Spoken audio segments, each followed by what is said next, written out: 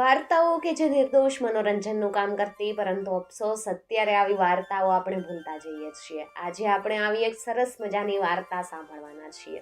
આ વાર્તા કદાચ તમે ક્યારેય નહીં સાંભળી હોય, અને જો સાંભળી હોય તો ફરી એક વાર તમારા બાળપણમાં ખોવાવા માટે મારી સાથે તૈયાર થઈ જાઓ. ખૂબ પ્રાચીન કાળની આ વાત છે. એક હતો કુંભાર.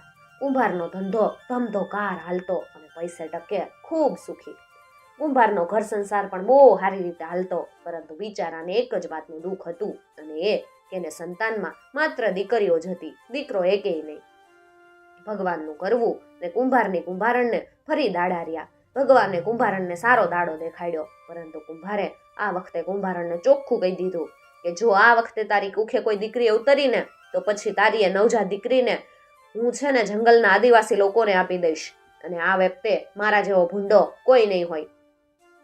બિચારી કુંભારણ, એને થયું કે દીકરો કે દીકરી એ ક્યાં મારા હાથની વાત છે, એ તો ભગવાનની લીલા.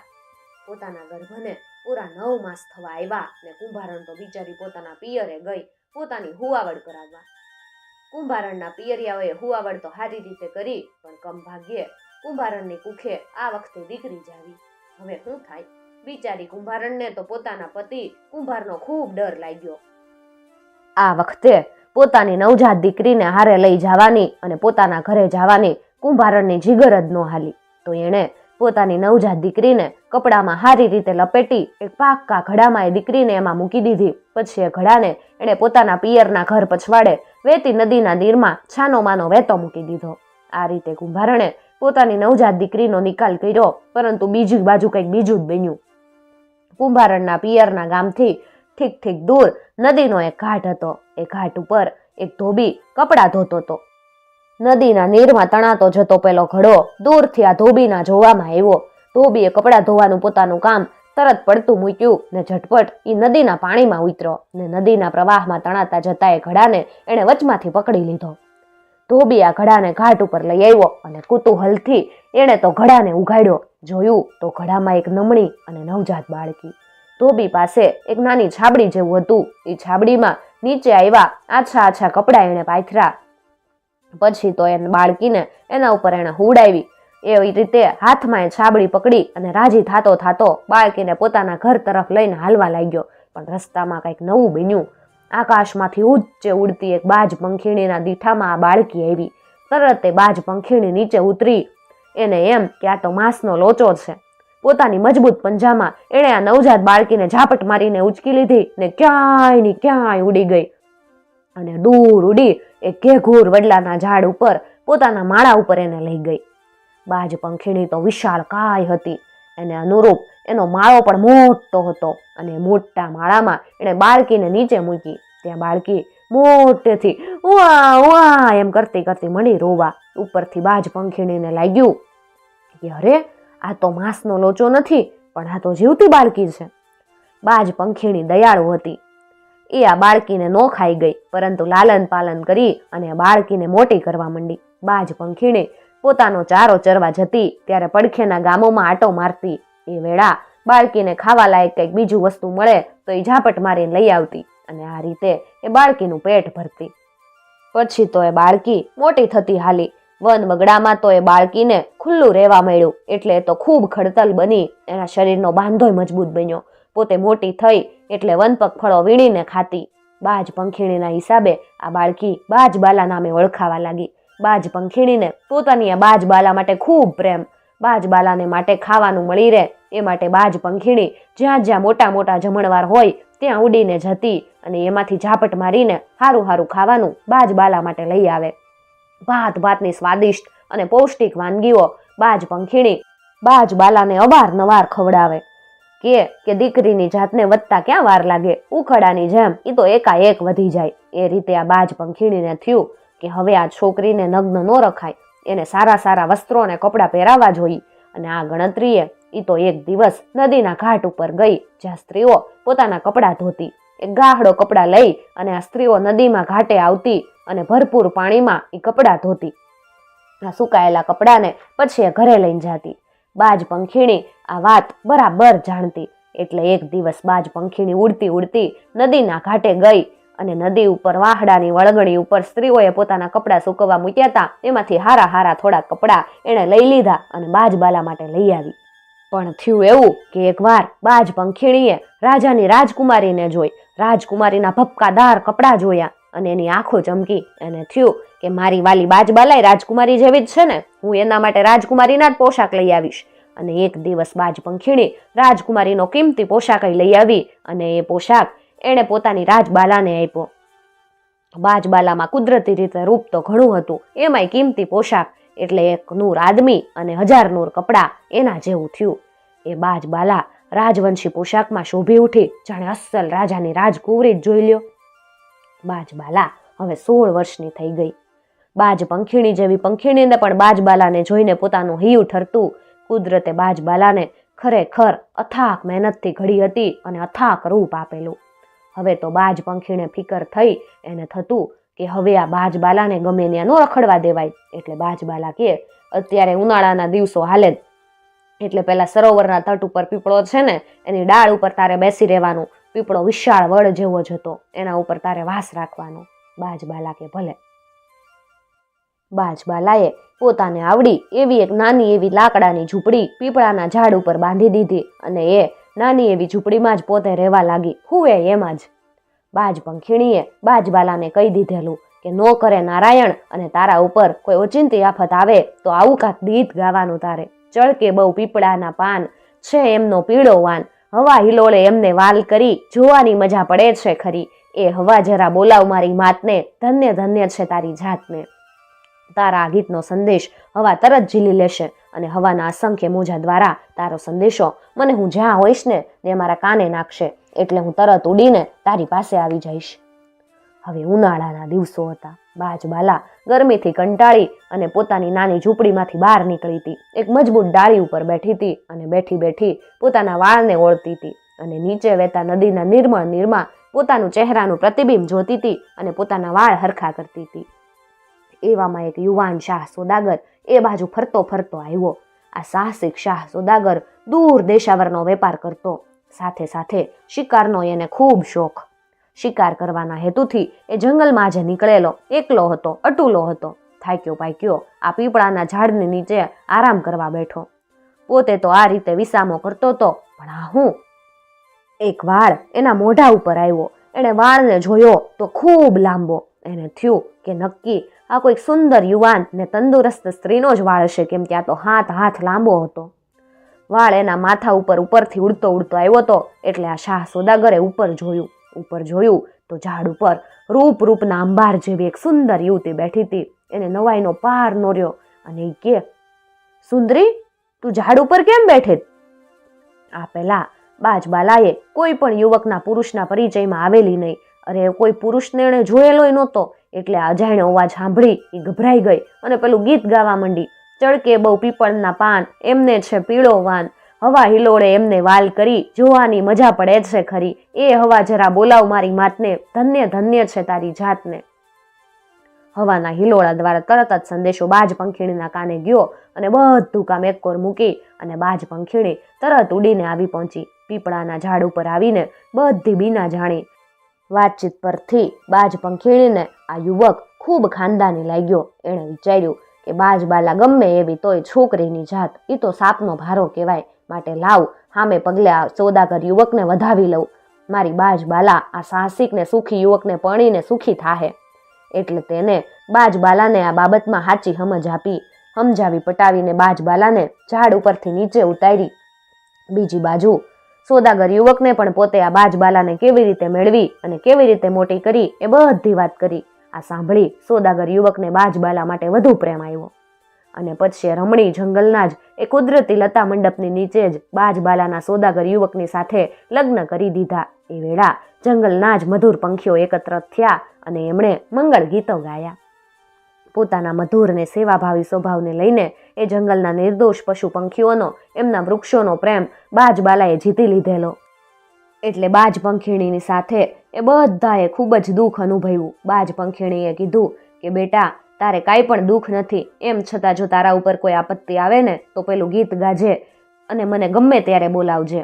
બાજ પંખીણીએ પેલા યુવાનને કીધું કે જો જુવાન, મારી આ દીકરીને મેં અસો વાના કરીને ઉછેરી, માટે એને તું સારી રીતે રાખજે. પછી તો જુવાન શાહ સોદાગર પોતાની નવી વહુને લઈ પોતાના આવાસે જઈ પહોંચ્યો. સોદાગર ખરેખર શ્રીમંત હતો અને એનો આવાસ ખૂબ જ મોટો, વિશાળ મહેલ જેવો. કદાચ તમે વિચારશો કે પછી આવશે કે ખાધું પીધું અને બાજબાલાએ રાજ કર્યું, પરંતુ મિત્રો, બધી જ વાર્તાઓ એટલી સુખદ નથી હોતી. આ વાર્તામાં પણ એવું જ હતું. આ જે સોદાગર હતો એણે આ અગાઉ પણ લગ્ન કરેલા અને એને 7 પત્નીઓ હતી, એટલે બાજબાલા આ 7 ઉપર આવેલી 8મી પત્ની હતી. હવે તો શોક્યોને બાજબાલા આંખના કણાની જેમ ખૂંચવા લાગી. જોકે સોદાગર યુવક તો બાજબાલાને સારી રીતે રાખતો, જાણે સોદાગરની માનીતી રાણી જ હોય.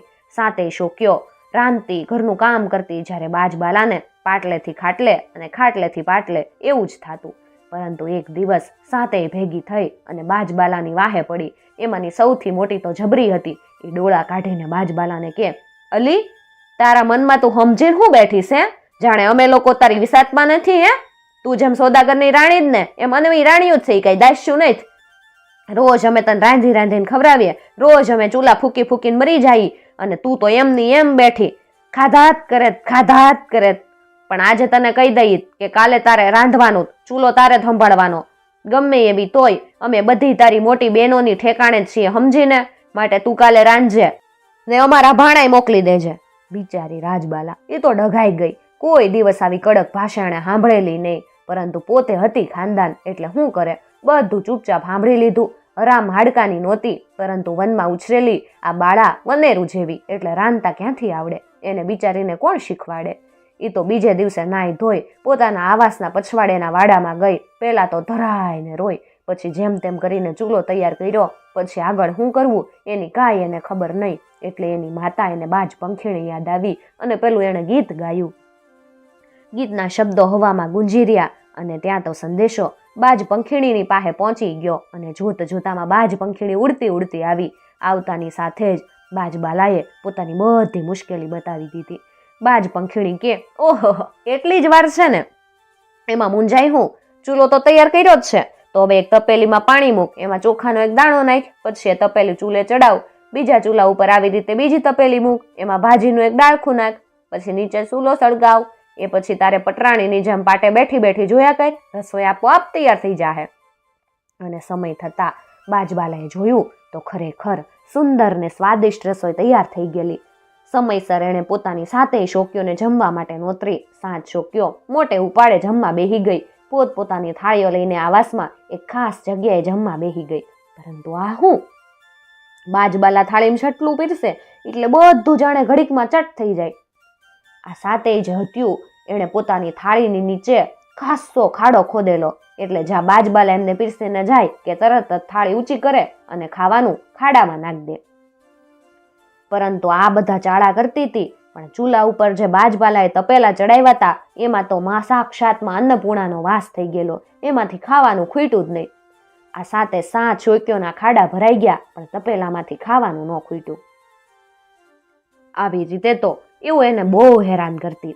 એકવાર પેલો શાહ સોદાગર રૂ લઈ આવ્યો અને એની એક પત્નીને કીધું કે આ રૂને પીંજી કાતી અને એમાંથી મારા માટે ઉત્સવના વસ્ત્રો તૈયાર કરો, હવે તહેવાર બહુ દૂર નથી. એની 7 પત્નીઓ તો રૂ લઈ અને પૂણી બનાવવા તૈયાર બેસી ગઈ, કાતવા બેસી ગઈ અને સૂતરમાંથી વસ્ત્ર વણી દેવાની એમની તો ગણતરી હતી કે અમે તરત કરી નાખશું. પણ બાજબાલાએ તો આવું કાંઈ જોયું નહોતું. એ તો ફરી વાર રડવા લાગી. પણ હવે શું કરે? કેમ કે એને કાતણ કામ કે વણાટ કામ બેમાંથી કાંઈ ન આવડે. તરત એણે ગીત ગાયું અને એની માતા આવી.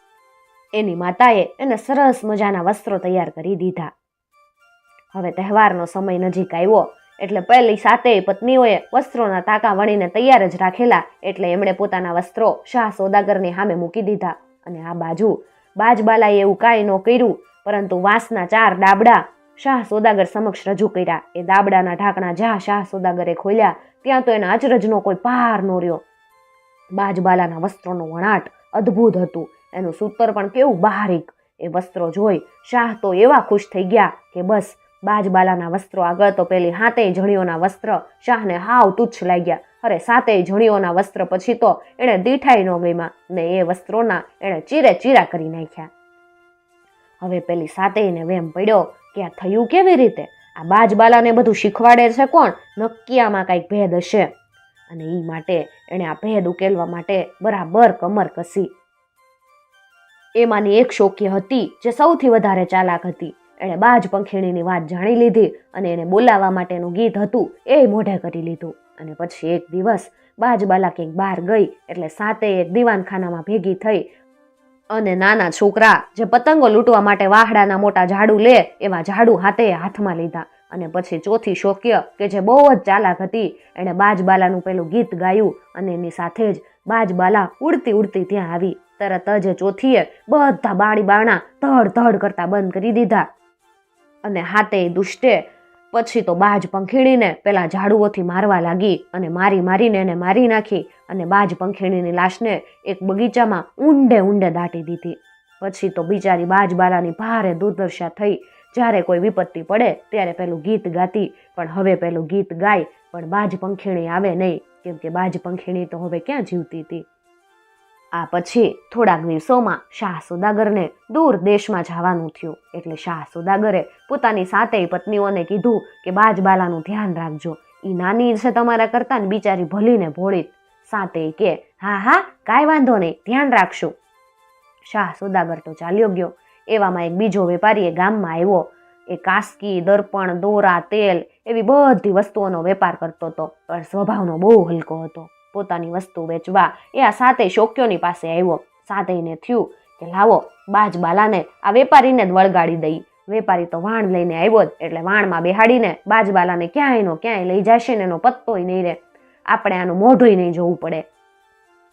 અને આ વેપારીને એણે આ વાત કરી. આ વેપારી તો આવા દુષ્ટ કામોમાં નિષ્ણાંત હતો અને એની આ બધીને ખબર હતી.